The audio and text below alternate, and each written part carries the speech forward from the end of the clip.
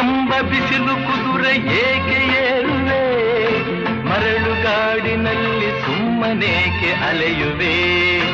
ಅವನ ನಿಯಮ ಮೀರಿ ಇಲ್ಲಿ ಏನು ಸಾಗದು, ನಾವು ನೆನೆಸಿದಂತೆ ಬಾಳಲೇನು ನಡೆಯದು. ವಿಷಾದವಾಗಲಿ ವಿನೋದವಾಗಲಿ ಅದೇನೇ ಆಗಲಿ ಅವನ ಕಾರಣ.